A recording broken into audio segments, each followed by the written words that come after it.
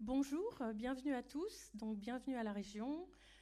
Nous sommes très heureux de vous accueillir, vous élèves, vous enseignants et les membres du jury qui vont participer à ce concours d'éloquence organisé par la Fondation Charles de Gaulle. Donc je vais laisser peut-être Madame Grière vous dire quelques mots sur les membres du jury et puis sur le partenariat de la Fondation et de la région sur l'engagement citoyen et plus particulièrement à travers le personnage, la personne du général de Gaulle. Donc merci beaucoup de votre participation. Merci beaucoup, Madame Rameau, de nous avoir accueillis aujourd'hui dans mon très bel auditorium à la région Île-de-France. Donc je remercie en tout cas tous les élèves d'être venus aujourd'hui. 3 classes sur les 5 qui étaient engagées dans le parcours. Donc vous vous êtes engagés jusqu'au bout. Donc je remercie déjà par avance les 3 candidats qui vont défendre leur classe ce matin, avec quand même un enjeu, un gain pour la classe qui est quand même, on en avait parlé, assez intéressant. Et je remercie bien sûr les membres du jury qui ont bien accepté de venir ce matin. Donc le colonel Verborg, qui, comme vous le voyez, est chef opération comme ALAT. Alors pour ceux qui sont allés au 3e RHC, le colonel Verborg était le chef de corps du 3e RHC il y a maintenant 3 ans, 4 ans 3 ans. Donc l'ALAT, c'est l'aviation légère de l'armée de terre. Mais normalement, pour ceux qui sont allés au 3e RHC, vous devez le savoir. Nous accueillons également une représentante de la région, donc Nadia Menegui, qui s'occupe des politiques éducatives. Également une étudiante, Sophie Lerelu. J'ai souhaité que vous ayez aussi parmi les membres du jury quelqu'un qui ne soit pas si éloigné de vous, une étudiante à Sciences Po qui est stagiaire à la Fondation Charles de Gaulle. Et nous avons le plaisir d'accueillir, donc qui présidera ce jury, Tristan Lecoq, qui est inspecteur général de l'éducation nationale et professeur associé des universités. Je ne vais pas aller plus loin dans mon propos. Je vais laisser le président du jury appeler le premier candidat. Donc les 3 candidats vont se succéder devant le jury. Il y aura ensuite un temps de délibération. Et le prix d'éloquence sera remis par le président de la Fondation, qui arrivera un petit peu plus tard. Donc je vous souhaite un bon concours et je vous remercie encore à tous de votre présence ici aujourd'hui.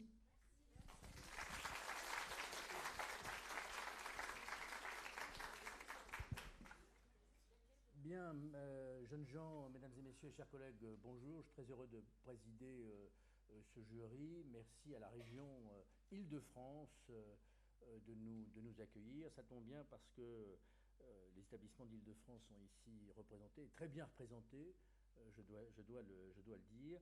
Alors, sans attendre, je vous rappelle les règles du jeu. Chacun des candidats s'exprime pendant une dizaine de minutes. Puis le jury a en gros un peu plus d'1 quart d'heure pour lui poser un certain nombre de questions.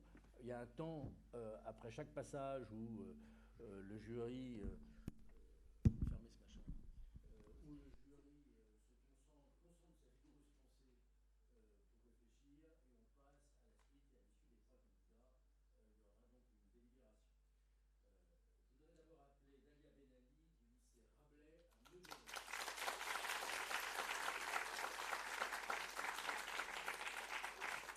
Bonjour.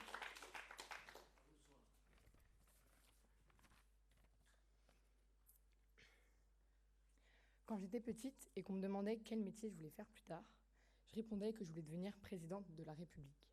Je voulais changer le monde. Je voulais le sauver de toutes les injustices. J'ai compris plus tard que changer le monde, ce n'était pas une question de métier, de président ou d'élection.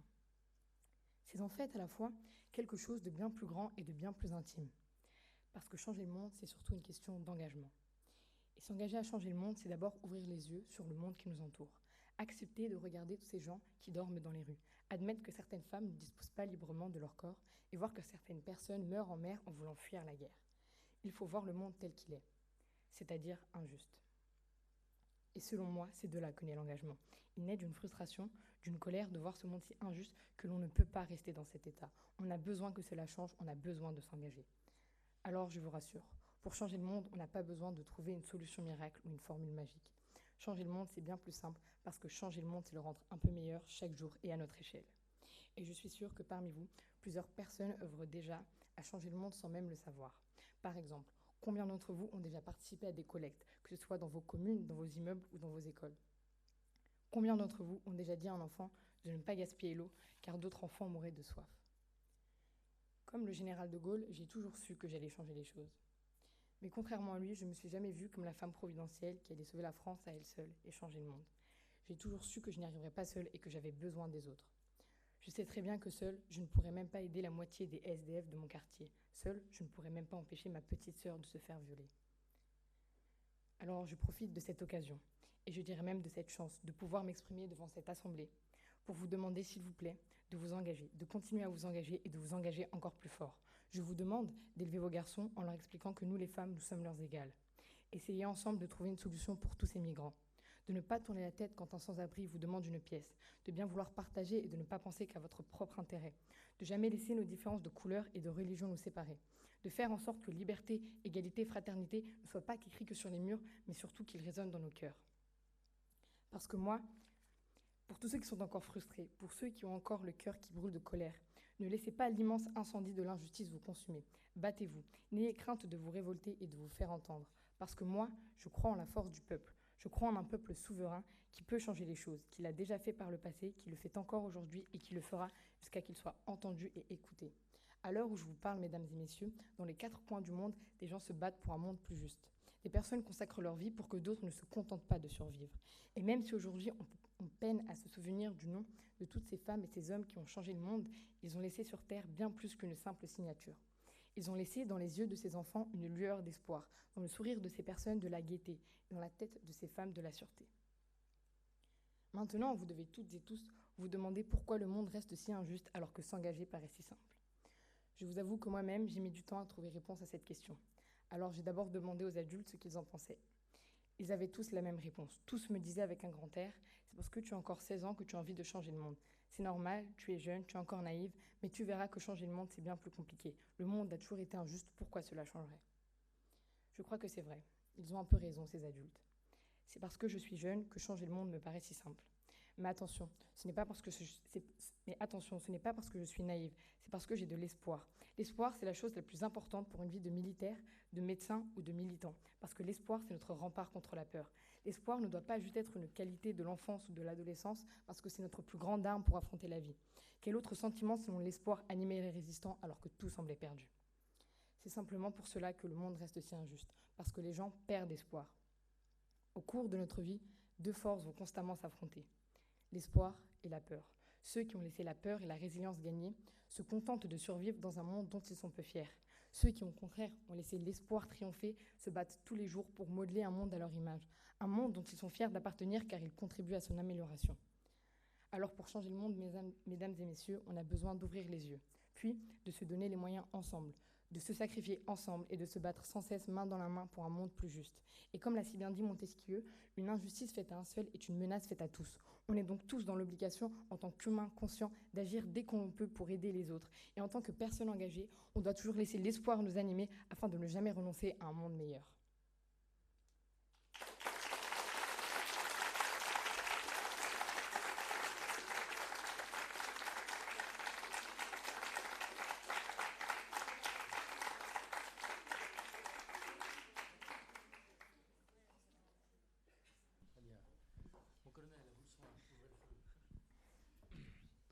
Bravo mademoiselle, vous êtes très convaincante, Merci.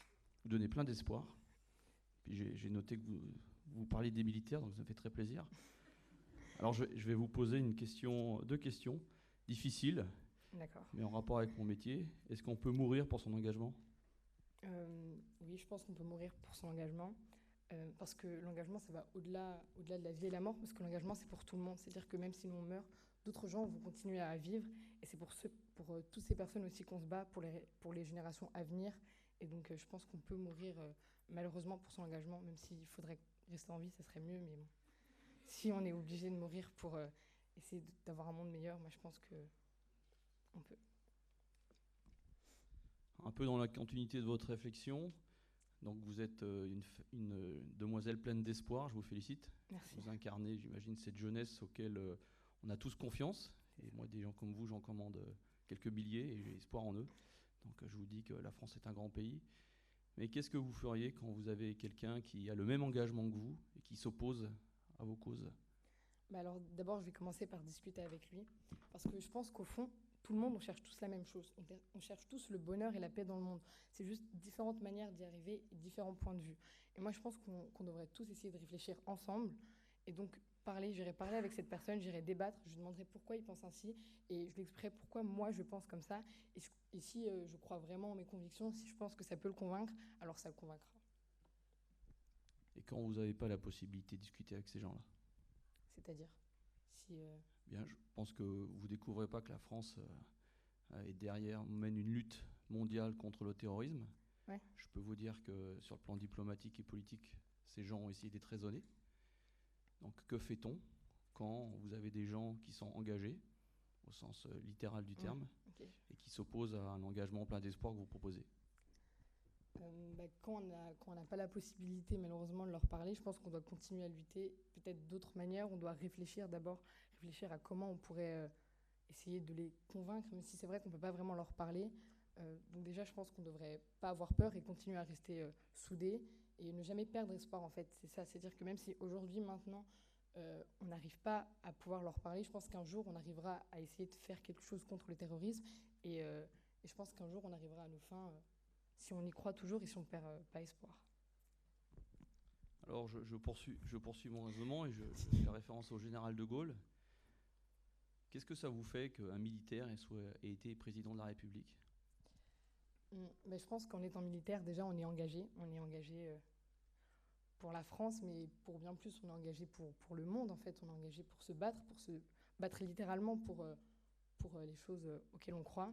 Donc, je pense qu'un militaire qui devient président, c'est pas une mauvaise chose quand c'est un bon militaire. Et je pense que justement, M. de Gaulle n'a jamais rien lâché, et c'est pour ça qu'on a réussi à faire plein de choses à travers lui. Quand il était là, beaucoup de choses ont évolué parce qu'il avait au fond de lui cette rage, je pense, qu'il exprimait aussi sur le terrain, mais je pense qu'il avait cette rage qui faisait qu'il avait envie d'avancer toujours et de ne jamais renoncer. Alors, vous attisez ma curiosité. Encore. Parce que j'ai compris ce que c'était qu'un bon militaire. Alors c'est quoi un mauvais militaire? Non, je pense qu'il n'y a pas de mauvais militaire. Je pense que... Monsieur l'inspecteur.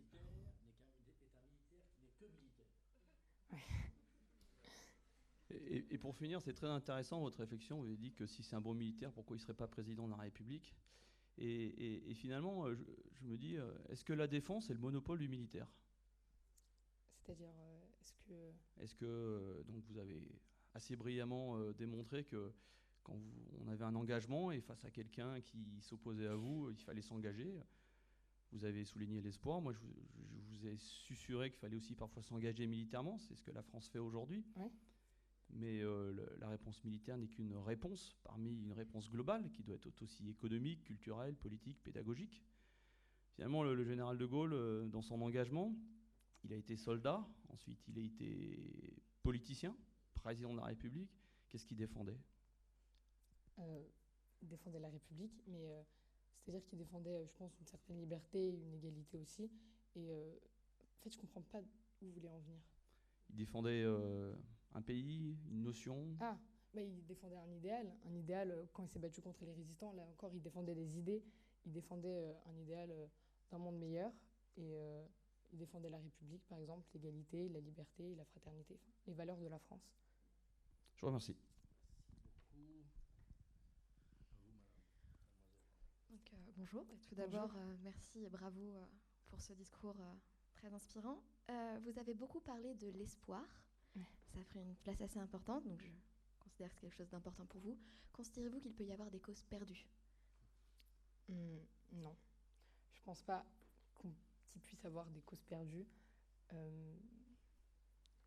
Parce que le monde change de toute façon, le monde évolue. Je pense qu'avant, on pouvait dire qu'il y avait des causes perdues, et je pense qu'il y a plein de choses qui ont évolué alors que certaines personnes pensaient que c'était une cause perdue.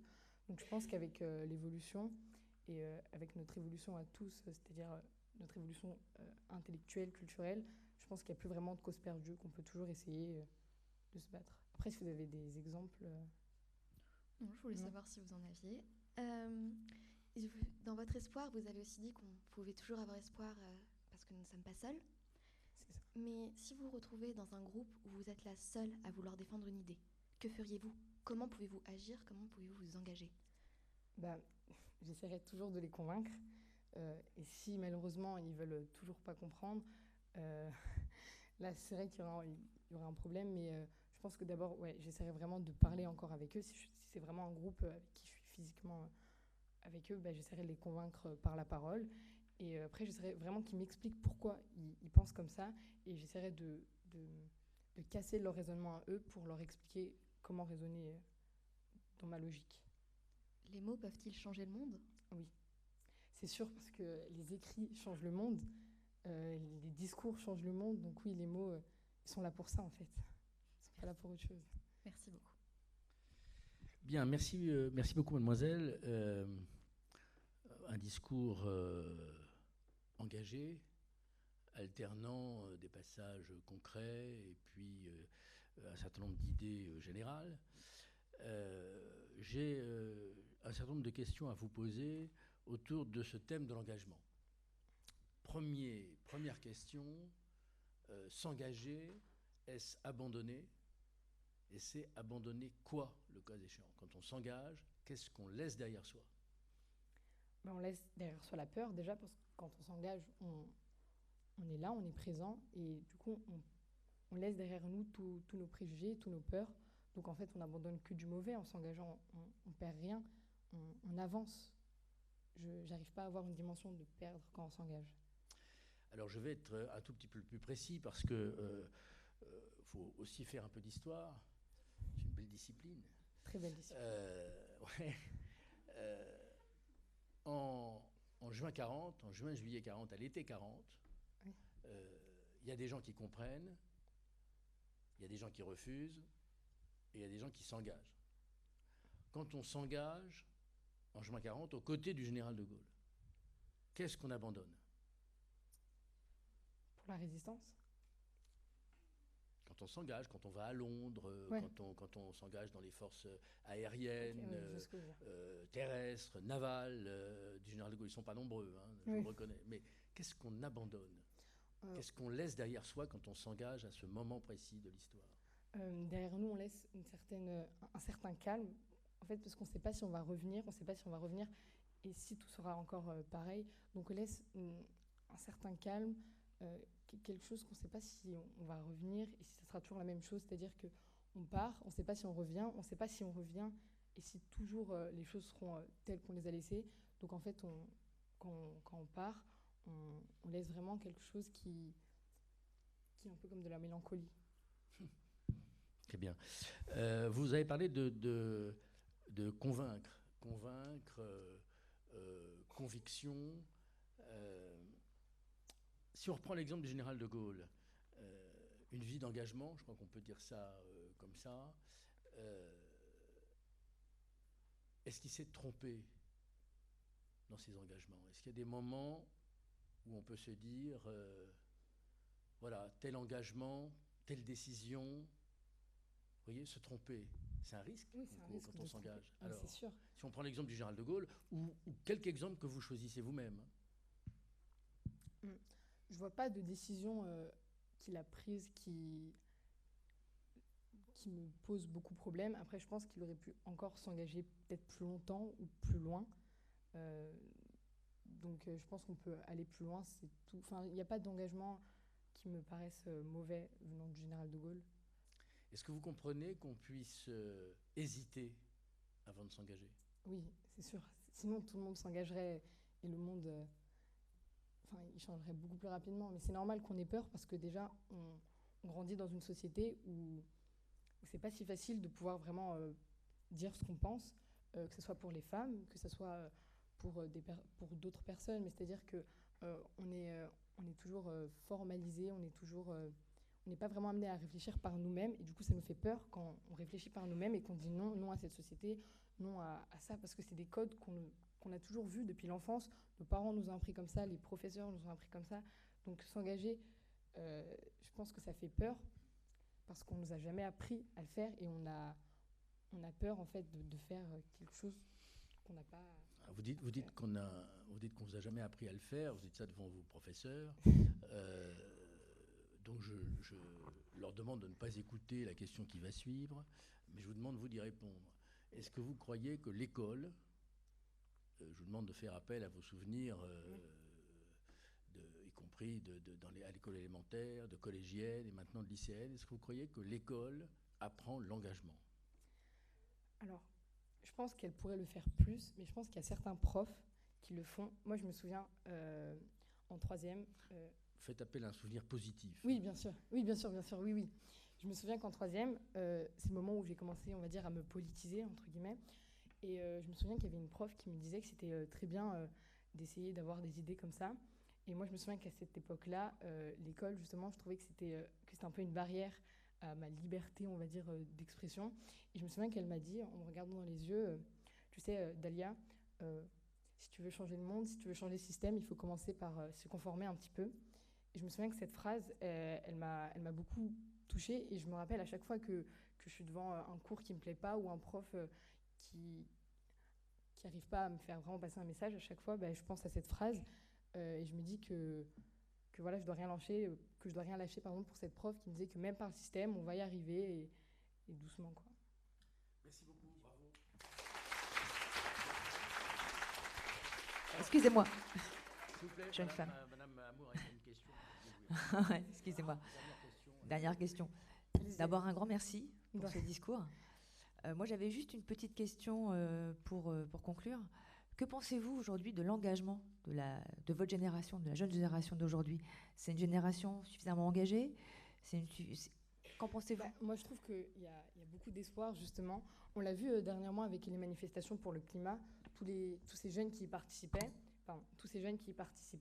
Et donc, je trouve que moi j'ai vraiment de l'espoir quand je vois que des personnes dans la classe qui, même au début de l'année, n'étaient pas spécialement politisées, qui, au cours de l'année, j'ai vraiment vu un changement, qui me disent « Oui, est-ce que tu vas à la manifestation du climat? Est-ce que tu fais ça ?» C'est-à-dire que ouais, j'ai vraiment de l'espoir parce que les gens s'y mettent, les gens prennent conscience que de toute façon, le climat, c'est maintenant qu'il faut agir. Et du coup, moi, ça me donne beaucoup d'espoir de voir cette génération comme ça. Bravo, merci.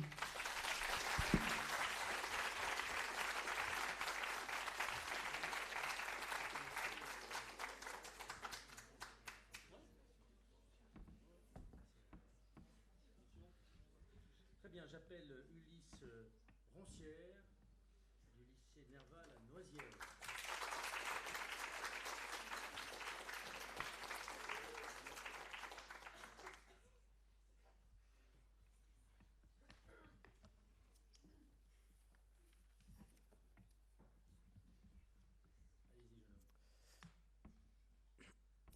Les hommes ont besoin de héros pour les pousser à se surpasser. Chacun d'eux possède des valeurs qu'ils incarnent de toute leur force, entraînant avec eux des sillages d'êtres humains, pareils à des dauphins suivant celui d'un valeureux porte-avions. Un porte-avions en France, nous en avons un. Il s'appelle le Charles de Gaulle. Cela tombe bien, car Charles de Gaulle est justement un de nos plus grands héros. Ces valeurs, elles sont multiples, mais un fil rouge les traverse, les transcende et les rend infiniment plus fortes. Ce fil rouge, rouge du sang versé pour la France, passe par-delà toutes les tendances et les affinités politiques. Il s'agit de l'engagement.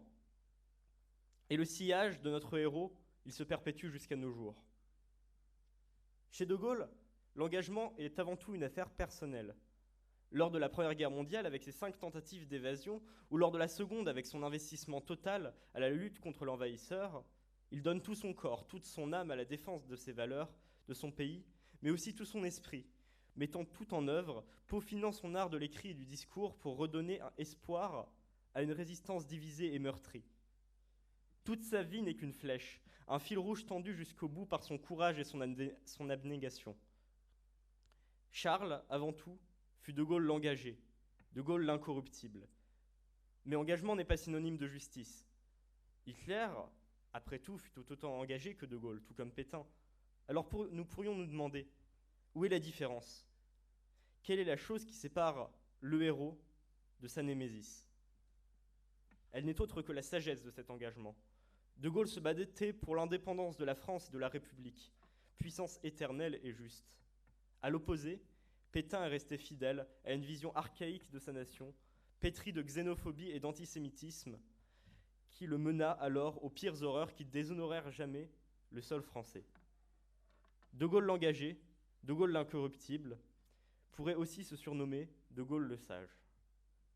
Mais nous ne devons pas, sous prétexte qu'il se soit hissé au rang de Ménélas, de Galade ou d'Ulysse moderne, en faire une statue de marbre froide et inébranlable. Nous ne devons pas nous laisser écraser par son autorité morale et nous rallier absolument à sa cause et à sa défense. Au contraire, et nous devons même de prendre de la hauteur face à lui, du haut de la montagne de notre esprit, et de le scruter d'un regard critique. Nous pouvons le désapprouver par certains points, par son attitude princière napoléonienne. Nous pouvons être opposés à certaines de ses idées, à certains de ses actes, rappeler les tensions pendant le mouvement populaire de mai 68 ou les événements de la guerre d'Algérie. Mais dans cette critique, nous devons aussi imiter Claude Lanzmann en saluant, malgré tout, ce grand chêne qui s'est abattu, comme dans la fable, le 9 novembre 1970, à la table de jeu de sa maison de Colombey-les-Deux-Églises. Car malgré tout, le héros qu'il représente reste le symbole d'un engagement désintéressé et profond, à milieu d'un faux engagement passager et mensonger, individualiste et consumériste auquel la société voudrait parfois nous pousser. Il pourrait paraître austère, lointain. Né il y a plus d'un siècle, militaire aux idées conservatrices, ce héros nimbé de gloire pourrait aujourd'hui paraître vétuste ou périmé. Mais si ces mânes hantent encore maintenant nos jours de gloire, il y a bien une raison, n'est-ce pas ? Personnellement, cela m'étonnerait beaucoup que sa gloire immortelle ne tienne qu'à son courage ou à son talent militaire, ni même à ses idées politiques. Combien d'autres hommes ont avant lui reçu de tels talents ? Et parmi eux, combien encore ont-ils disparu de nos mémoires ? Vous le voyez, ce qui reste de lui aujourd'hui est la force indéfectible de son engagement. Ce grand soldat, à la haute et droite stature, peut encore aujourd'hui inspirer les humains, hommes comme femmes, jeunes comme anciens, dans les combats qu'ils ont eus et qu'ils auront à mener. Français, étrangers, que leur lutte, que leur résistance soit sociale, humanitaire, écologique, militaire, je les en conjure. Ralliez-vous à cet emblème, maniez-le à votre guise comme étendard de votre engagement. Car la figure de De Gaulle a finalement une portée universelle. Son exemple dépasse toutes les tendances partisanes, et même ses plus farouches opposants pourraient, malgré tout, en faire leur parangon. De Gaulle gît dans nos têtes parmi les plus grands héros de notre peuple.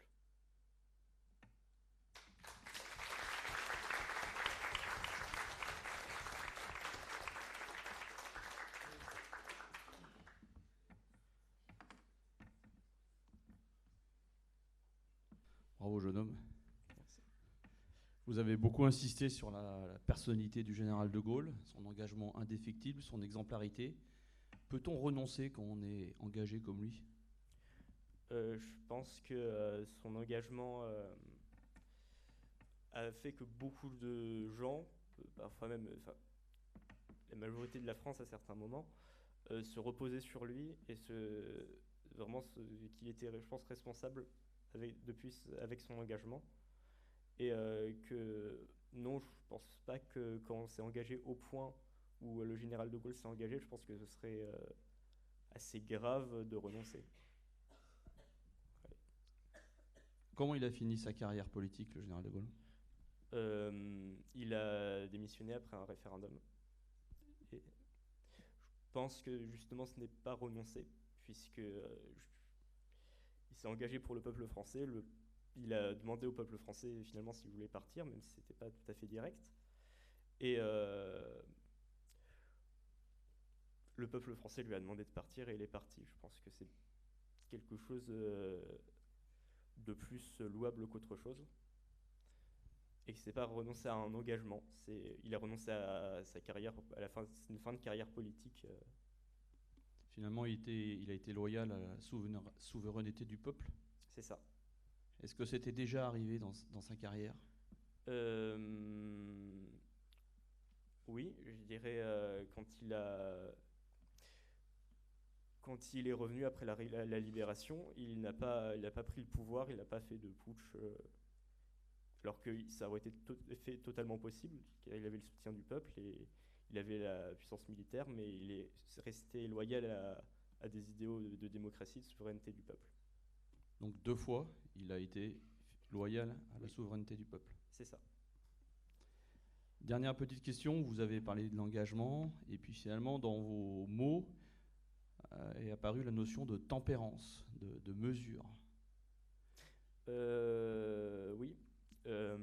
plus que de mesures, je voulais parler de sagesse, parce que il faut toujours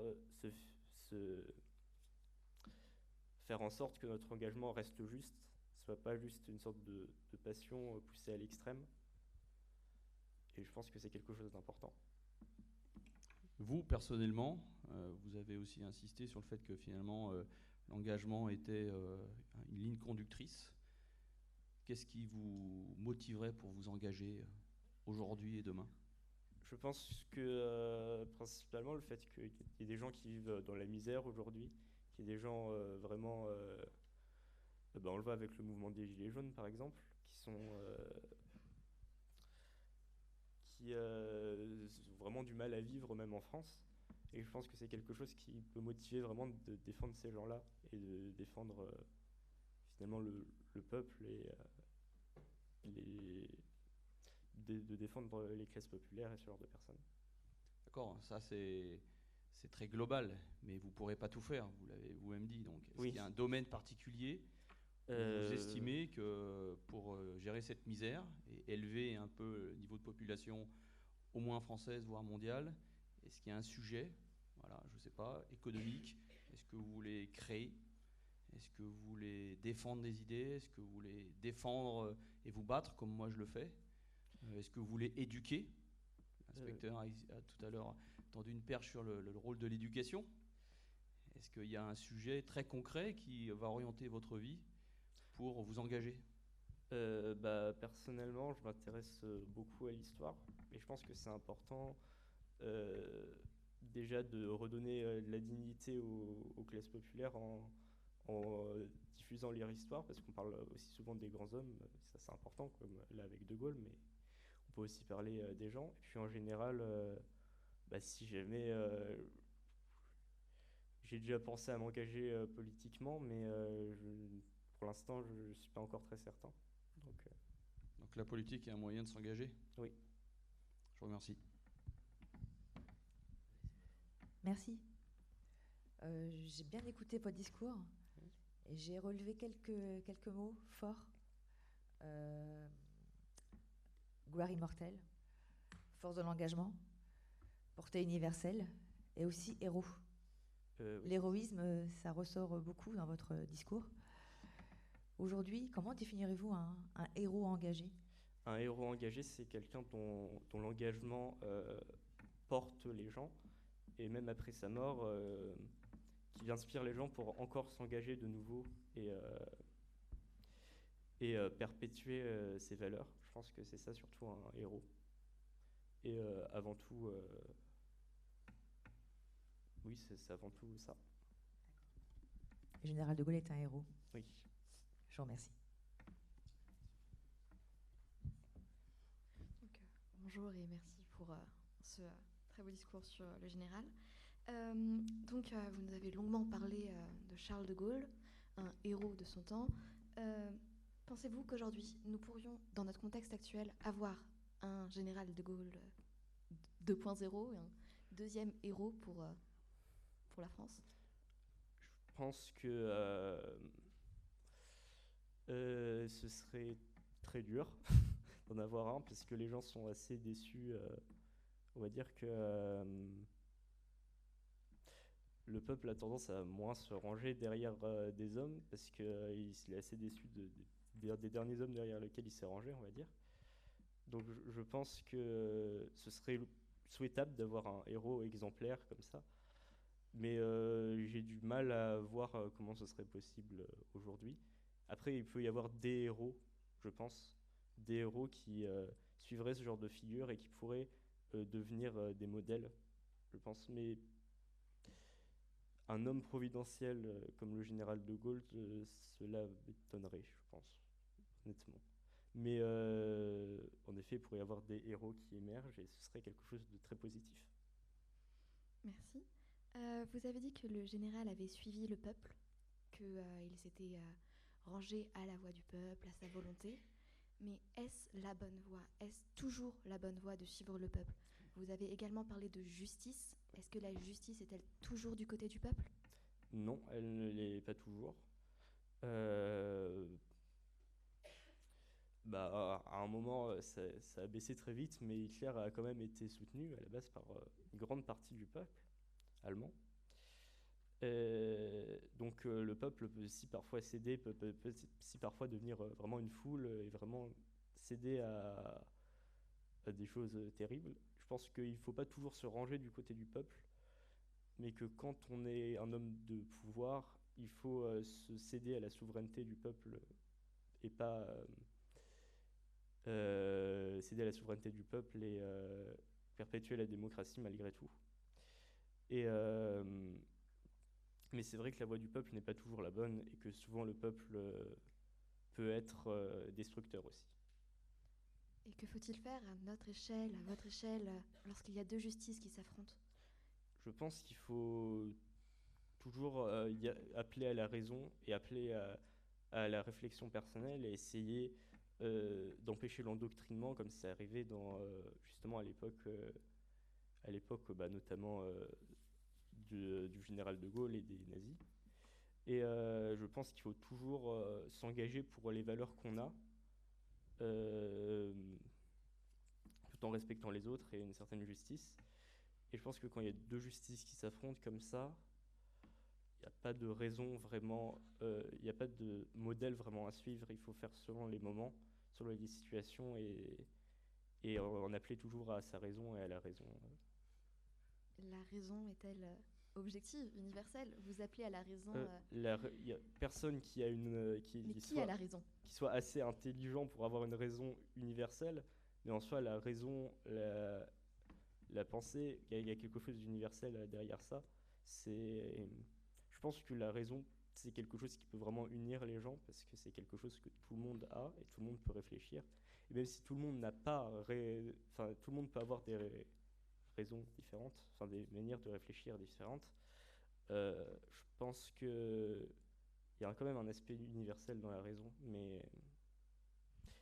Merci, vous arrêtez de vous embêter avec ça. Non, moi, j'ai pas fini de vous embêter avec la raison, parce que c'est un sujet qui est extrêmement intéressant. Le général de Gaulle aimait à citer Chamfort. Les raisonnables ont duré, les passionnés ont vécu. Quand vous parlez de la raison,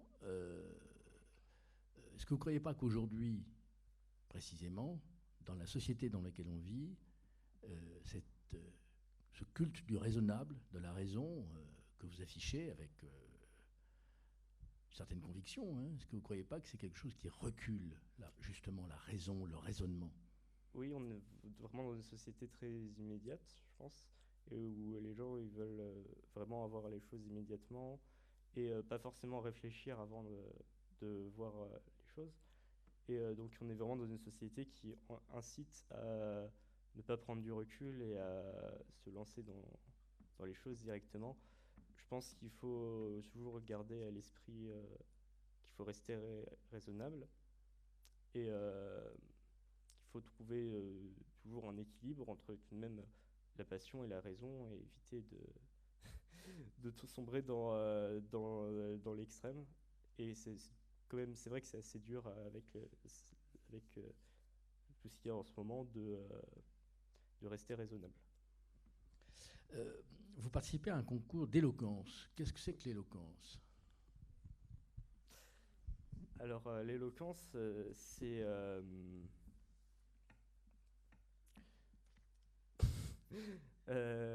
c'est savoir parler pour pouvoir provoquer des sentiments chez les gens et les inciter notamment à l'espoir, à énormément de choses. C'est quelque chose, je pense, qui est essentiel pour garder les gens unis et faire que les gens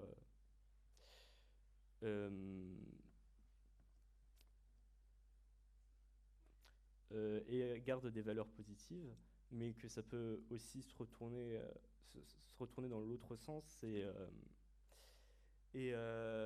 être utilisé de façon très mauvaise pour les inciter à des valeurs plus négatives et à des choses en bien. Vous diriez qu'il y a une éloquence, il peut y avoir une éloquence dangereuse. Il peut y avoir une éloquence très dangereuse, comme il peut y avoir un engagement dangereux aussi. Par exemple? J'ai pris l'exemple de Pétain ou d'Hitler. C'était des personnes très éloquentes aussi, en réalité. Et ça a été extrêmement dangereux, le fait qu'ils soient éloquents, justement. Il y a un ouvrage qui est un ouvrage très contestable, hein, donc je vous conseille de ne pas le lire, d'un journaliste, et non pas d'un historien, qui s'appelait, c'est un ouvrage assez ancien, qui s'appelait « 40 millions de pétainistes ». C'est à peu près ce qu'il y avait en France au moment où le général de Gaulle s'engage. Qu'est-ce que vous pensez de cette expression « 40 millions de pétainistes » ? C'est vous qui avez fait référence à Pétain. Vous avez même dit qu'il avait, c'est une formule assez intéressante sur laquelle je ne peux pas vous interroger parce que ça nous emmènerait trop loin. Vous avez dit, je vous cite, qu'il a déshonoré le sol, ce qui est assez intéressant quand on voit la personnalité de Pétain. Mais ce n'est pas ça la question. 40 millions de pétainistes en juin 40, qu'est-ce que vous en dites vis-à-vis de l'engagement du général de Gaulle? Ça signifie, les 40 millions, c'est les gens qui étaient engagés vraiment... 40 millions de Français, autant de pétainistes. Ah ça oui. signifie tous pétainistes. Oui, 40 millions, oui. C'est le nombre d'habitants de la France en 40. Je pense qu'on ne peut pas dire que tous les habitants de la France qui n'ont pas résisté étaient pétainistes. Mais cependant, ils ne se sont pas engagés, ils n'ont pas eu le courage de s'engager. Et c'est ça qui les sépare des résistants et de Gaulle. Mais de là à en faire des pétainistes, je ne pense pas. Je pense qu'il y en avait beaucoup qui on va dire silencieusement, aimeraient bien s'engager dans la résistance, mais qui en avaient peur, qui avaient peur. La peur, c'est un frein extrêmement puissant, surtout quand elle est fondée. Parce que là, elle était fondée, il y avait la milice, il y avait énormément de choses. C'est une bonne façon de répondre, si je puis me permettre de dire. Il y a des gens qui s'engagent en 40, en 41, en 42, en 43, en 44. Ce n'est pas effectivement les mêmes. Vous savez, il y a un très grand résistant, fondateur et président d'un mouvement de résistance qui s'appelle Emmanuel Dastier de la Vigerie, dont il y a 3 compagnons de la Libération, hein, dont lui. Et il disait, ce qui a caractérisé ma résistance entre 40 et 44, c'est que j'ai eu peur du début à la fin. Donc vous voyez, l'engagement peut être aussi, la peur peut être consubstantielle en quelque sorte à l'engagement. Vous avez parlé, parmi les choses intéressantes que vous avez dites, vous avez parlé des talents. Vous dites qu'au fond, tout le monde n'a pas le talent pour faire un héros. Comment vous définiriez le talent? C'est une expression qu'on n'entend plus guère, hein. Certes, c'est une parabole, mais enfin... Je pense que c'était un mot pas très bien choisi, honnêtement. C'est pas du tout ce que je vous ai dit. Défendez-vous. C'est ce que je pense. Engagez-vous derrière votre talent. Mais je pense que le talent... en fait, si je dis que c'est pas un mot très très bien choisi, c'est vraiment moi qui le pense pour le coup. C'est parce que c'est beaucoup plus des choses qui sont été dues à un travail de Gaulle et à vraiment justement un engagement très très tôt qu'il a eu et qui lui a permis d'acquérir les moyens de faire ce qu'il a fait. Et je pense que c'est ça que je veux dire par talent. Et parce qu'on le voit très bien, par exemple avec l'appel du 18 juin, quand on écoute De Gaulle, il n'a pas encore toute l'éloquence qu'il a eue après. Et il faut comprendre ça, que c'est pas... Il n'y a pas comme ça il n'y a pas tellement de talent qu'on a à la naissance comme ça en naissant, et que c'est vraiment une histoire d'engagement et de travail justement d'obtenir ce genre de choses. Merci beaucoup, monsieur.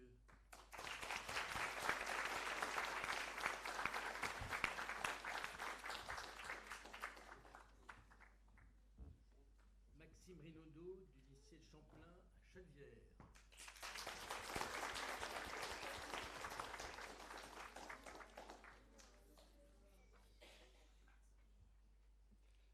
Bonjour. Tout d'abord, je voulais remercier les membres du jury de venir m'écouter aujourd'hui, de même que la Fondation Charles de Gaulle pour l'invitation, ainsi que la région Île-de-France pour l'accueil que vous nous faites ce matin. Je remercie aussi tout le public présent de m'écouter.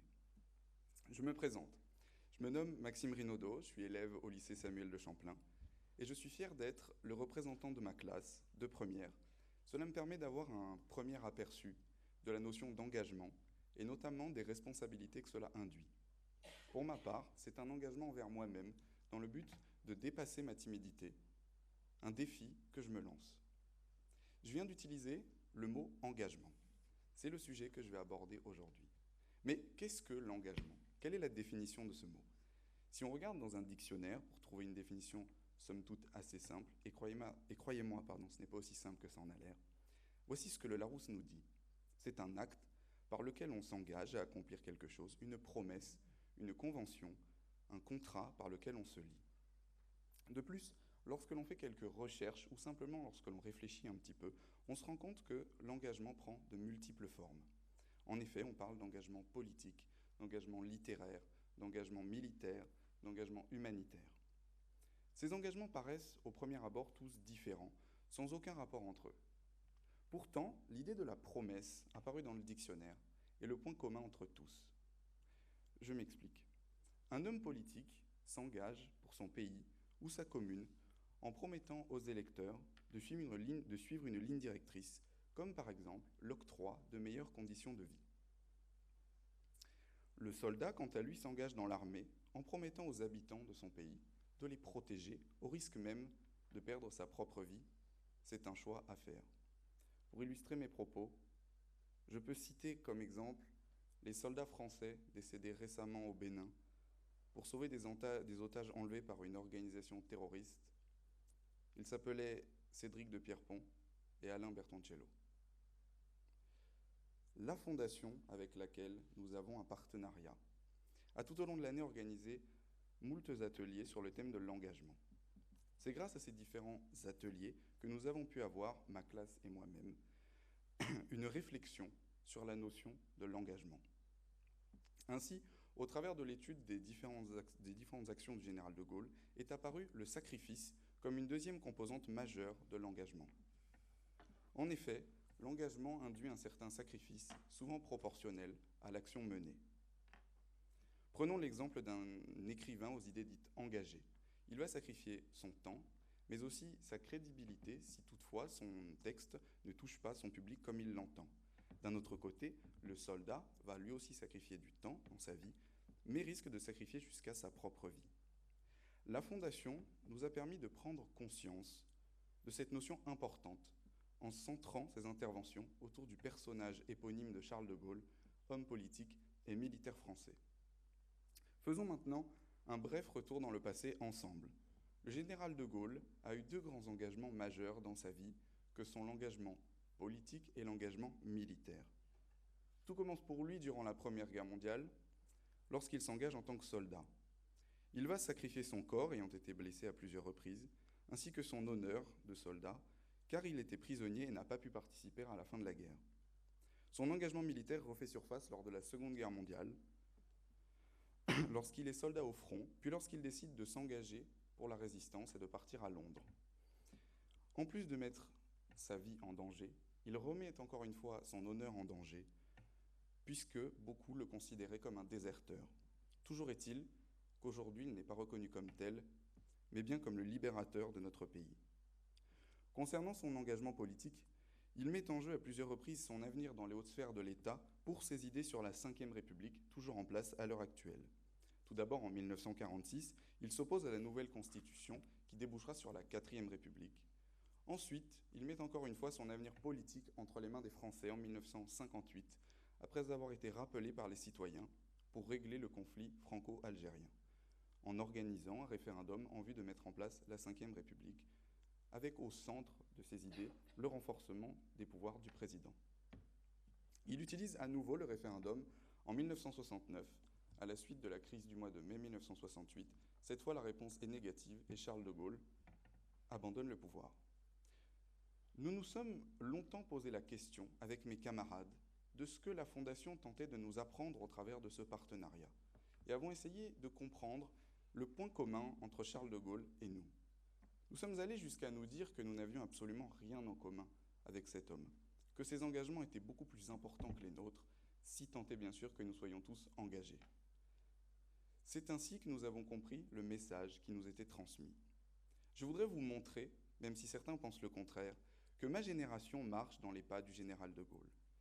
Je conçois que, dit de façon aussi abrupte, ce soit quelque peu compliqué à comprendre. Mais alors pourquoi nos engagements ne seraient-ils pas aussi importants que les siens? Il faut d'abord commencer par dire que tous les engagements comptent, chacun ayant ses spécificités et dépendant de la force de conviction de celles et ceux qui le portent. Certes, le contexte du pays n'est plus le même. Nous ne sommes pas en guerre, la démocratie n'est pas menacée, mais les jeunes ont des engagements forts. Nos engagements passent aujourd'hui par une démarche plus spontanée, notamment grâce à la massification des médias, qui sont vecteurs d'information, ou encore grâce aux réseaux sociaux. Car oui, pas à la manière de De Gaulle certes, mais les jeunes s'engagent pour des idées fortes. Je voulais vous parler d'un sujet qui me touche particulièrement et que je trouve très important, le dérèglement climatique, c'est-à-dire l'augmentation de la température sur la surface de la Terre causée par les gaz à effet de serre dus à l'activité de l'homme. Malheureusement, l'une des conséquences la plus connue est la fonte des glaciers et la montée du niveau des océans. Il y a quelques semaines, de nombreux jeunes de la France entière, mais aussi du monde entier, ont décidé de leur plein gré de ne pas aller en cours et de manifester pour montrer à la fois leur intérêt et leur peur pour le climat en danger. Il n'est d'ailleurs pas rare d'en voir encore aujourd'hui qui décident de partir manifester, même si il n'y a plus la même ampleur autour du mouvement. Ces jeunes désirent prouver à la France, voire au monde entier, que leur voix compte. N'est-ce pas un engagement juste? Ils veulent avoir un avenir, tout simplement. Je voudrais rajouter qu'à l'instar du général de Gaulle, en s'engageant pour l'écologie, les jeunes vont au-delà de leur intérêt personnel, mais s'engagent pour l'avenir de la population. Les dérèglements climatiques mettant en danger le monde, mais aussi l'ensemble des habitants. Par ailleurs, ces jeunes ont-ils eux aussi pris des risques, comme a pu le faire De Gaulle en son temps? Certainement en quittant les enceintes scolaires sans autorisation, si toutefois l'école est obligatoire. Même le risque physique est présent, peut-être pas aussi frontalement que pour De Gaulle, mais les jeunes peuvent être confrontés à de la violence, à des échauffourées. La mort ne les attend peut-être pas lors de ces rassemblements, mais c'est un péril qui les guette à long terme si personne ne s'engage. D'ailleurs, ce n'est pas la première fois que les jeunes s'engagent. Prenons par exemple des mouvements de jeunes aux États-Unis dans les années 1960 pour la paix au Vietnam, ou encore toujours aux États-Unis dans les années 50-60 pour les jeunes engagés contre les inégalités raciales envers les Afro-Américains. La figure de proue pour la lutte pour les droits civiques, Martin Luther King, était relativement jeune lorsqu'il décida de s'engager. En effet, il avait environ une vingtaine d'années. Ainsi, au travers de ce discours, j'ai tenté de vous présenter notre vision de l'engagement porté par deux notions majeures que sont la promesse et le sacrifice. J'ai ensuite voulu évoquer avec vous les engagements du général de Gaulle que la Fondation nous a permis de découvrir et de faire le parallèle avec les jeunes de ma génération qui, pour moi, marchent pleinement dans les pas du général de Gaulle. Pour terminer, j'aimerais partager avec vous une citation de ce dernier à propos de Jean Moulin, le chef de la résistance française, décédé pour son pays et qui montre bien à quel point l'engagement exige de nombreux sacrifices. Trahi, fait prisonnier, affreusement torturé par un ennemi sans honneur, Jean Moulin mourait pour la France comme tant de bons soldats qui, sous le soleil ou dans l'ombre, sacrifièrent un long soir vidé pour mieux remplir leur matin. Merci.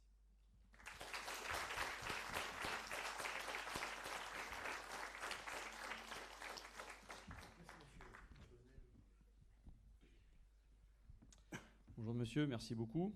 Vous avez axé votre discours d'éloquence sur la notion de sacrifice et puis de promesse. Et vous l'avez mis en perspective avec vos engagements actuels, que j'ai trouvé extrêmement bien présentés.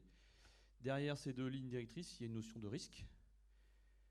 Le général de Gaulle, effectivement, lui a affronté de tout perdre. Il a même été condamné à mort, perdre sa famille. Et vous, que risquez-vous?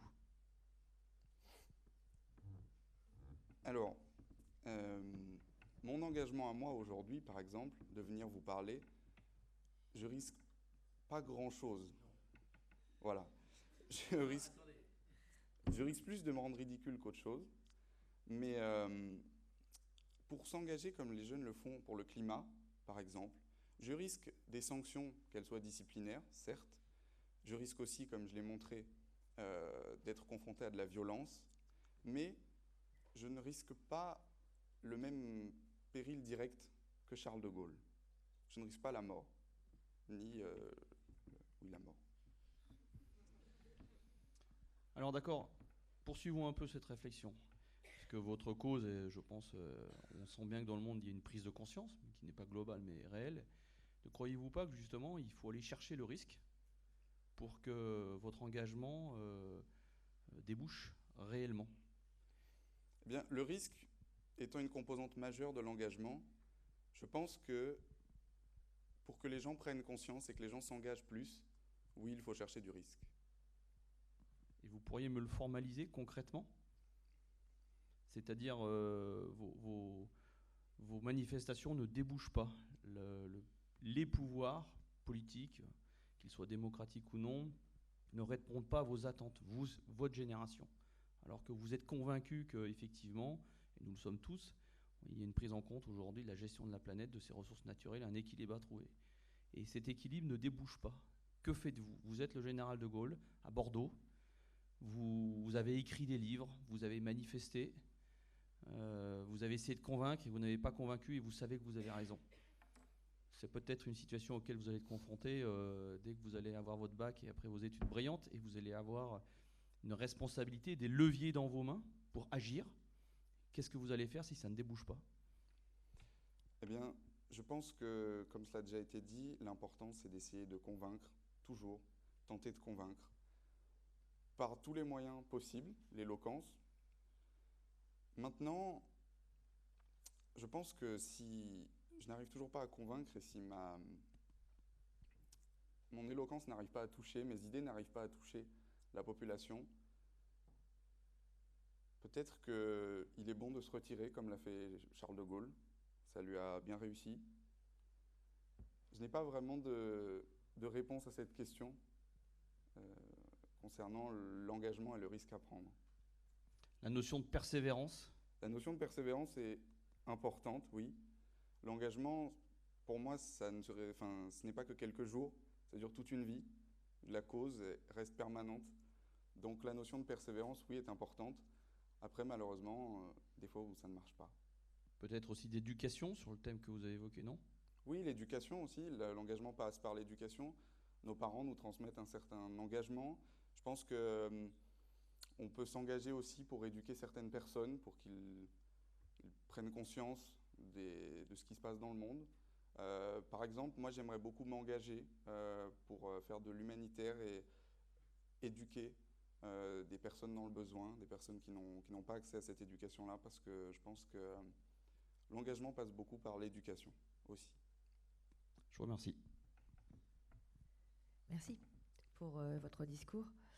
Donc moi j'ai bien compris qu'il y avait une génération, il y a une génération qui marche sur les pas du général de Gaulle. Et vous avez parlé à ce sujet-là d'un engagement juste. Est-ce que vous pouvez juste préciser cette notion d'engagement juste? Je pense qu'un engagement juste, c'est tout simplement un engagement qui ne nuit pas aux autres, qui a pour objectif d'améliorer la vie de chacun. Les dérèglements climatiques sont un sujet très important qui nuise à tout le monde.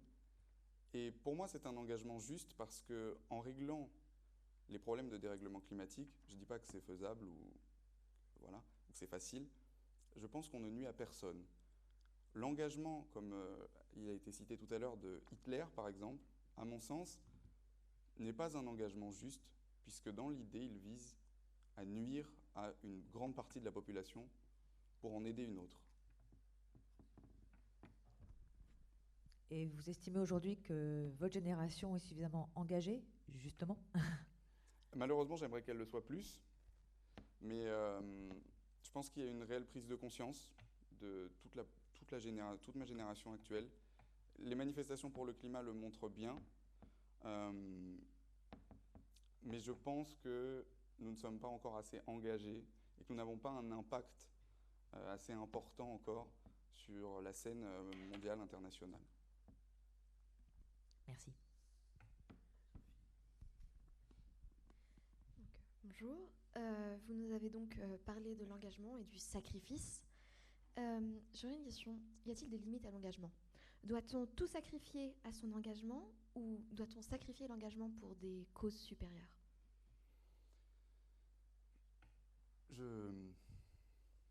L'engagement est quelque chose de tellement important que je pense que le sacrifice, on peut tout sacrifier pour l'engagement. Jean Moulin l'a fait pour sacrifier la France et les Français, pour sauver la France et les Français, pardon. Le général de Gaulle a failli sacrifier jusqu'à sa propre vie.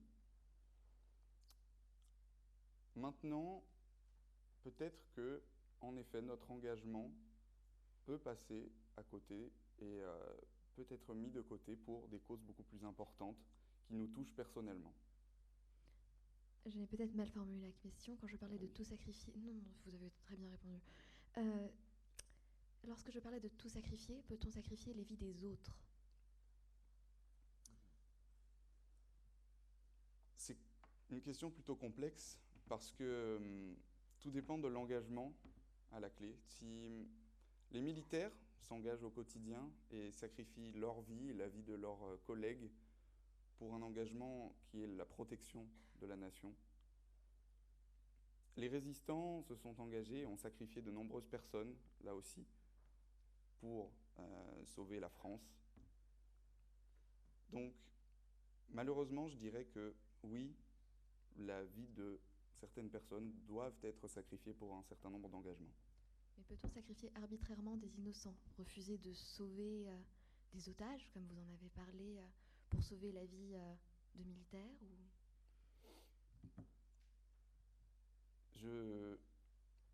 À mon sens, non. À mon sens, l'engagement, c'est une promesse, certes, mais c'est aussi un choix que l'on fait. Et je pense que si certaines personnes doivent être sacrifiées pour un engagement, elles ont le droit de le choisir. Mais on ne peut pas arbitrairement choisir de sacrifier de nombreuses personnes pour une cause plus grande. Merci beaucoup. J'aurais une question aussi sur les arts oratoires. Donc vous êtes à un concours d'éloquence. Nous n'enseignons plus, je crois, la rhétorique au collège ou au lycée. Pensez-vous que les arts oratoires se perdent? Oui, je pense qu'elles se perdent et que ça se répercute justement par un engagement moins prononcé des jeunes aujourd'hui, notamment en politique. Je pense que les mots sont plus forts que beaucoup de choses et que l'art oratoire permet d'apprendre de nombreuses choses. Je pense que c'est très important aujourd'hui, même si certains professeurs essaient quand même de le mettre en avant, notamment grâce à certains partenariats. Mais oui, pour répondre à votre question, je pense que l'art oratoire, oui, se perd aujourd'hui et que c'est important, qu'il faudrait qu'il soit mis en avant d'une meilleure manière. Il faudrait que ce soit une matière obligatoire? Peut-être pas obligatoire, mais au moins enseigné déjà. Merci beaucoup. Merci, merci monsieur pour votre exposé. Je voudrais revenir sur une question qui traverse au fond ces trois preuves d'éloquence que chacun vous avait données, avec un mot qui n'a quasiment été jamais prononcé. C'est quand même très très très symptomatique de l'époque dans laquelle nous vivons, qui est la mort. Parce que c'est pas complètement indifférent. Je sais bien que, comme disait Malraux, la mort est avant tout un manque de savoir-vivre. Mais je voudrais revenir sur ça et sur la notion de sacrifice, qui est intimement liée à la notion de sacré. Parce que dans le sacrifice, il y a quelque chose de sacré, comme si, au fond, il n'y avait pas plus sacré que la vie. Est-ce que vous croyez... mon colonel, il y a un de nos camarades qui s'appelle Michel Goya, qui a écrit un livre qui s'appelle « La mort comme hypothèse de travail ». Parce que pour un soldat, ce n'est pas seulement la mort que l'on reçoit, c'est aussi la mort que l'on peut donner, le cas échéant. Est-ce que vous croyez vraiment que le sacrifice d'un soldat ou d'un marin mort en mer pour essayer de sauver des hommes de mer qui affrontent les éléments, est-ce que vous croyez qu'il y a une volonté de mourir chez le soldat, chez le marin, chez les gens engagé? Est-ce que ça existe, ça, la volonté de mourir? C'est une question complexe, hein, j'en suis persuadé, à laquelle on peut apporter une réponse nuancée. Alors je pense qu'au premier plan, lorsqu'on s'engage en tant que militaire, l'objectif n'est pas de mourir. Le but n'est pas de mourir, mais bien de sauver. Ou de vaincre. Ou de vaincre, mais... Non, ça peut arriver chez les militaires aussi. Mais après, je pense que ce désir de mort, il existe. Malheureusement, il existe pour des engagements qui sont parfois horribles. Il existe notamment chez les terroristes, bien sûr, qui vont jusqu'à se suicider pour leurs idées et jusqu'à commettre des actions qui mettent en péril la vie de nombreuses personnes.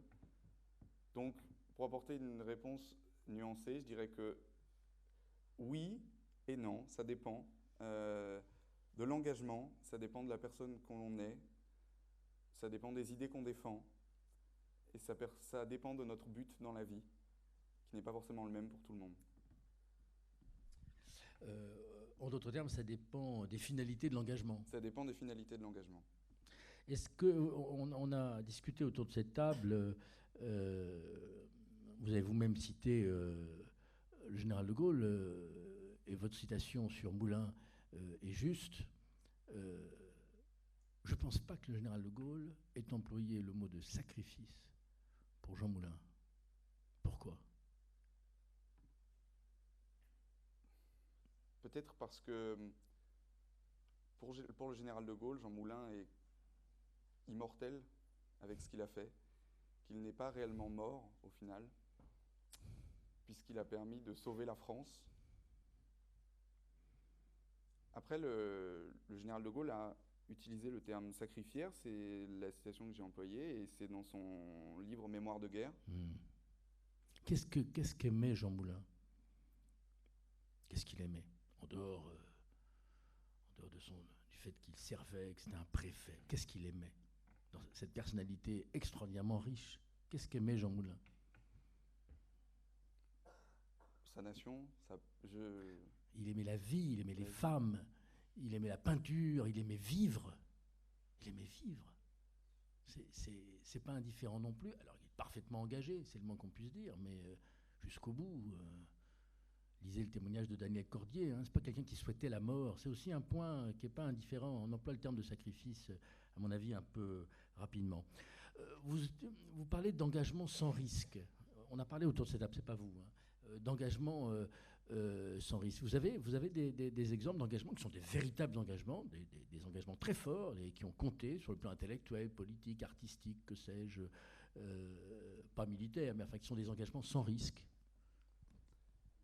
Je n'ai pas réellement d'exemple pour la bonne et simple raison que, pour moi, à mon sens, aucun engagement n'est sans risque.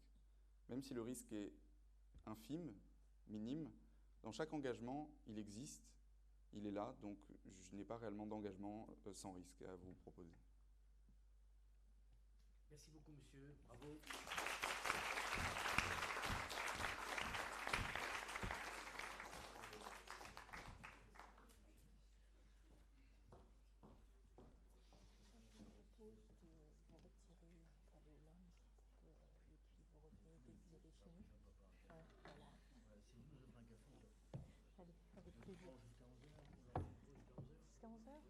D'accord, un quart d'heure. Oui. Voilà. Donc, alors, surtout qu'il ne faut pas qu'il s'égagne. Donc, les membres du jury vont se retirer pendant 15 minutes à peu près et vont revenir pour après délibération. Donc, vous restez sur place et voilà, à tout à l'heure.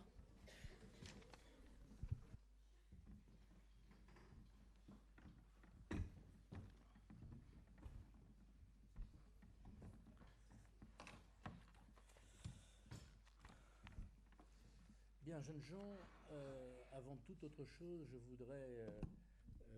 pardon. Ouais. Avant toute autre chose, je voudrais saluer Hervé Guémard, ancien ministre, président de la Fondation Charles de Gaulle, qui nous fait l'honneur d'être présent parmi nous aujourd'hui, ainsi que le directeur de la Fondation, mon camarade et complice, l'amiral Barrère. Remercier aussi l'ensemble des personnels de la Fondation Charles de Gaulle qui sont ici, ainsi que les stagiaires qui souffrent sous la férule respective de Diane Grière et de quelques autres. Remercier Diane Grière, qui est la cheville ouvrière de cette affaire, et puis adresser alors là un salut très particulier aux membres du jury, le colonel Verbord, qui présente la caractéristique de faire partie de l'aviation légère de l'armée de terre, qui est une arme, je ne sais pas si on dit une arme ou une subdivision d'armes, une arme à part entière de notre armée de terre. Madame Nadia Amour, qui nous a accompagnés dans cette trajectoire, en remerciant le conseil régional qui nous accueille dans ces locaux et qui participe pleinement à cette affaire. Bon, d'ailleurs, comment une directrice des politiques éducatives et de la transformation numérique ne pourrait-elle pas être intéressée à des sujets qui concernent l'action éducative? Et puis Sophie, qui a mis sa jeunesse et son talent, le mot a déjà été employé, au service de ce jury. Alors, puisqu'il s'agit d'un concours d'éloquence, je voudrais faire 3 séries de remarques.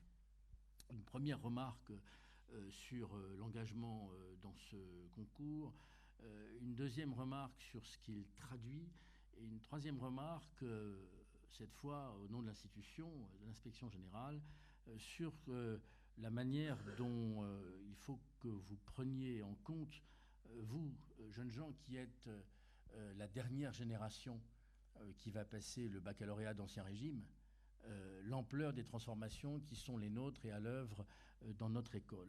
La première chose, c'est pour remercier très vivement non seulement les trois candidats, Dalia Benali, Ulysse Roncière et Maxime Rinaudot, mais leur classe tout entière, et à travers leur classe, leurs établissements. D'abord mes collègues qui les ont accompagnés et soutenus, puis les classes elles-mêmes qui ont porté les candidats qui s'étaient révélés en leur sein. Alors je ne sais pas trop comment ils ont été désignés, par vote, par acclamation, de manière arbitraire, mais au fond une dose d'arbitraire de temps en temps n'est pas forcément désagréable. Après tout, ça peut arriver. En tout cas, bravo, parce qu'il n'y a pas de réussite individuelle sans soutien collectif. C'est aussi une des grandes leçons du gaullisme. Par parenthèse, et dans cette matière, c'est l'ensemble des classes qui sont aujourd'hui réunies qu'il faut saluer, ainsi naturellement que leurs enseignants. La deuxième remarque, c'est sur ce qu'il traduit au fond des qualités propres à la jeunesse d'aujourd'hui. On le sait quand on est officier, on le sait quand on est enseignant, on le sait quand on est dans des fonctions d'encadrement. Il n'y a pas de jeunesse sans engagement. Or, l'engagement de cette jeunesse, qui revêt des formes évidemment tout à fait différentes de celles d'il y a 10 ans, 15 ans ou 20 ans, cet engagement, il est intact, si je puis dire, dans sa volonté. Soyons cependant sensibles et attentifs à ne pas confondre les choses. Tout comme en histoire, l'essentiel réside dans les finalités. Tous les engagements ne se valent pas. Ce qui compte, c'est ce qu'on appellerait dans les armées l'effet final recherché, la finalité des engagements, ce à quoi ils doivent tendre. Méfions-nous et méfiez-vous, soyez prudents et prenez du recul par rapport à des types d'engagements qui vous emmèneraient là où vous ne voulez pas aller. La liberté, disait Péguy, est un système de courage. Et au fond, s'engager dans une certaine mesure, c'est aussi dire non. Le général de Gaulle en est là aussi un exemple. Dernier élément sur la rhétorique, sur l'oral, sur le travail de préparation à l'oral. C'est une des clés de la réussite de la réforme du lycée engagée par notre ministre, que d'une part de réformer en profondeur le baccalauréat, de conférer à l'histoire et la géographie une place de plus en plus importante au sein des établissements, toutes filières confondues, enseignement général, enseignement technologique, enseignement professionnel, que nous aurions garde d'oublier. Je vous rappelle que vous êtes ici des élèves de l'enseignement général, Je vous rappelle que les baccalauréats d'enseignement général, c'est moins de la moitié des baccalauréats aujourd'hui. Donc là aussi, ça permet de mettre les choses en perspective. Les jeunes gens qui vont avoir l'avantage de vous succéder quand vous aurez eu votre baccalauréat ne passeront plus les mêmes épreuves que les autres. Ils passeront en particulier une épreuve orale à la fin du cycle terminal que l'on appelle le grand oral. Et c'est une volonté importante, et nous en avons parlé lors de la délibération de ce jury. L'oral, et vous le montrez, vous l'avez montré aujourd'hui, et c'est pour ça que cette initiative de la Fondation Charles de Gaulle, ce concours d'éloquence, est une très belle initiative. L'oral, dans une certaine mesure, rend libre. L'oral permet de gommer les différences. À l'oral, quand vous êtes bien préparé, lorsque vous arrivez et vous pouvez vous exprimer de manière, comment dirais-je, détachée par rapport à ce que vous êtes, ou plus exactement, si l'on va au bout du sujet, l'oral vous permet de vous appartenir. Comme le disait Jaurès, c'est en allant vers la mer qu'un fleuve est fidèle à ses sources. Alors au nom de ce jury, j'ai le plaisir de désigner comme vainqueur de ce concours d'éloquence Ulysse Roncière du lycée Nerval à Noisiel.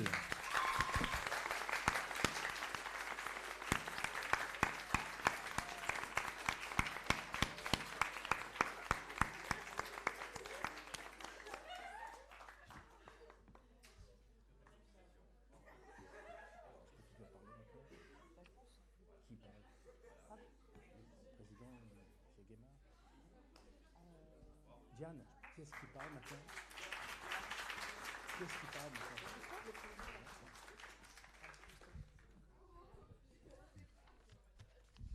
Merci. Je voudrais bien évidemment d'abord féliciter le lauréat, comme vient de le dire Tristan Lecoq. Ce concours d'éloquence n'est pas, comment dire, une fantaisie. Alors bien sûr, c'est un vrai défi à relever pour vous qui avez participé à ce concours. Mais comme il a été dit, l'expression orale est très complémentaire de l'expression écrite. Et nous avons dans notre système éducatif français, je trouve, alors peut-être que l'université réprouvera ce que je dis, un trop grand attachement au seul écrit comme critère d'évaluation et de jugement. Et c'est la raison pour laquelle la Fondation de Gaulle, grâce à Diane Grière et Tristan Lecoq, s'est engagée dans cette belle aventure du concours d'éloquence. Et je suis vraiment très heureux et très fier de vous collectivement, et en particulier du lauréat qui vient d'être honoré. Donc encore bravo et continuez ainsi. Bravo.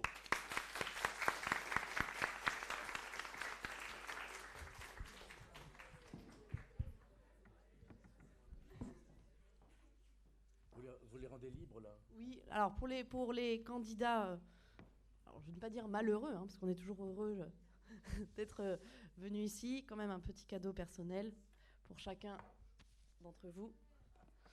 Également, pour tous ceux qui, puisque comme il a été dit, quel que soit le parcours, vous avez tous travaillé ensemble avec vos enseignants, tous les élèves, donc vous aurez tous, que je vais transmettre à vos enseignants, un diplôme qui clôture en fait cette année d'engagement. Et donc pour le préciser, pour ceux qui ont gagné, pour ceux qui éventuellement se poseraient la question du prix, donc ceux qui ont gagné le prix d'éloquence cette année vont suivre les traces du général de Gaulle, donc une journée à Londres. Donc je verrai avec le professeur pour organiser la sortie dans les pas du général de Gaulle à Londres. Donc effectivement, je vais remercier de nouveau le jury qui nous a fait donc l'honneur d'être ici ce matin. Je vais vous remercier tous d'être venus, d'avoir participé au parcours qu'on a mené tous ensemble cette année. Je remercie aussi les enseignants qui ont accepté de faire ce parcours. Et je vous laisse tous rentrer dans vos lycées respectifs. Et bon courage, puisqu'il me semble que vous êtes en première pour le bac à venir.